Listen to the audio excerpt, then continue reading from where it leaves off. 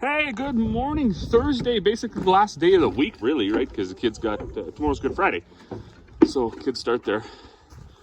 Look at all them chickens over on that water. Crazy. Kids start I think their spring break tomorrow. We got a few plans over the weekend. Supper at the in-laws, supper here. So I was doing some footage yesterday and the day before, and it kind of all just ran together to be a bunch of nonsense. So I deleted it, and I'm going to try to do it a little quicker. So up there, we did get Carl started up. We got about 800 bushels of wheat of one variety that we want to clean. So Dad started working on that yesterday, but we're running into a screen sizing issue. So we don't have an endless supply of screens, which they basically make an endless supply of screens. There's round ones, like long slotted holes. There's triangle ones, all sorts of different styles and size screens. And we have a good assortment, but we don't have all of them. And we're just trying to mix and match to get the right screens in there. So we're pulling out as much undesirable stuff and leaving all the good stuff. So anyways, he's been working away at that. Everything's lined up there. He's not here yet this morning. It's cold. It was -5 overnight. Everything's froze, which is why I'm coming over here to start making some feed. That way, if it warms up, I don't have a huge mess all day. So we'll let this telehandler warm up for a little bit. She always likes it better when her hydraulics, all the oils are warm. We had to put Leon back on the mill because the 4440 is sitting over there. I think the hydraulic pump went out on it.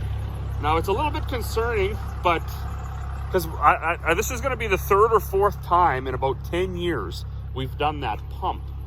And I think that's just way too many times. Now, I haven't bought a John Deere pump, like a new one. I've always bought a Reman.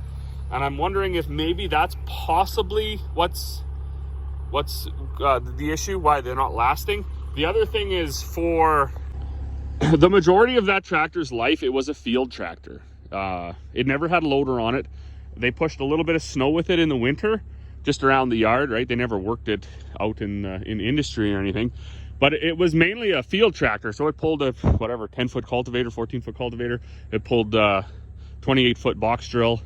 And that was basically it. That's all it did. And then it pulled a sprayer. So the sprayer would have needed hydraulics for the time that it was running, but the seed drill didn't need hydraulics, just in and out of the ground, and the cultivator didn't need hydraulics. So those have a small capacity pump. I think when I was looking, it was something like 17 or 18 gallons a minute or something, which, quite so low flow. They're not high pressure things either, really. As far as, today's, like that telehandler probably has, like, I don't even know what the pressure would get up to. It would be absurd. But anyways, my point is, only over the last 10 to 11 years have we been really using the hydraulics daily with it. So when it runs this mill, it has to run this hydraulic auger basically the whole entire day. And we're putting, on most days, I would say somewhere between 6 to 10 hours on that tractor. So we went all those years without replacing a pump, and then bang, right off the bat, we did basically 2, because the first one was a warranty job. We put it in and it failed right away. So there's 2 scenarios. There could be an underlying problem that's causing the pump to fail, or the remans are just not that good and they fail, or I guess the third thing could be the pumps just aren't designed for that continuous duty like we're basically putting on it. Because the oil's clean, it's really not frothing. Like it seems like it could be a starvation issue, but it's not really either. Like the hoses jack and stuff, but they still lift the blade, slowly, and the pump still creates pressure. It takes too long. And I noticed it 2 days ago, whenever it was, when you adjust the flow, nothing changes. So it's anyways, that's been that development. That's why it's sitting over there. Did get molasses yesterday, so we're topped up on that. Of course, kind of beautiful weather, but we're still a ways out from green grass because it's -5 right now. Plus, we're gonna have a little bit of a drier start. Looking at the 14-day forecast, we don't have a bunch of precipitation coming, and what we got is kind of that like freeze drying effect. They were trying to drill some holes to put some posts in up there, and the frost is there's a lot of frost in the ground. So It's hard and it's dry. But anyways, that's all that. So all in all, been a pretty good week. Aside from that hydraulic pump, I did order one. Now this is another interesting thing. We had a flip-flop over basically the last 10 years as well. Because when I first phoned John Deere for the first pump, I'm sure it was around $4,000. So I got hooked up with a company in the States, and they had them for about $850 American, around $150 shipping.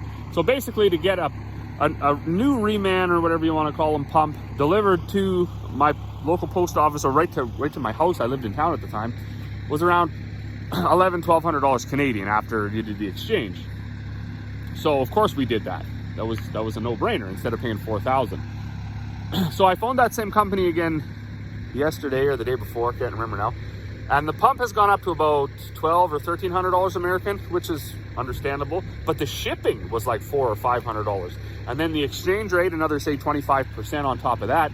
You're looking around $1,900, maybe even $2,000 Canadian if there's some import fees and stuff. So I phoned my local John Deere again just to check. Okay, yeah, they got a new pump. It's $4,800 now. But they do also get the Remans in, and they're around $1,900 with a $360 core. So we've actually flip-flopped around with some of the stuff, that it's cheaper to get it at your local dealer than it is to get it from the States or what have you. So that was an interesting development the other day that I didn't realize has happened again. Well, good afternoon. It is actually 1 o'clock. So I got all the bags I had to make done. And I came up here, so we were trying to get switched over to cleaning wheat.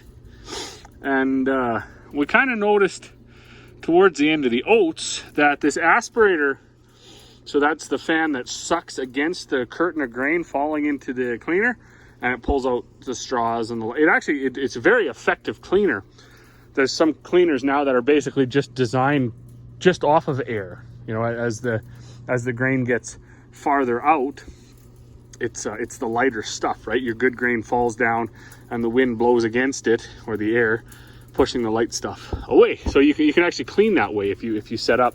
So the aspirator in our little cleaner here is probably the most effective part of the cleaner. The shaker, that just gets out the small weed seeds and things like that. But we noticed it wasn't making the noise. You can hear it clacking right now, clicking and clacking. That's some grain hitting in that cone.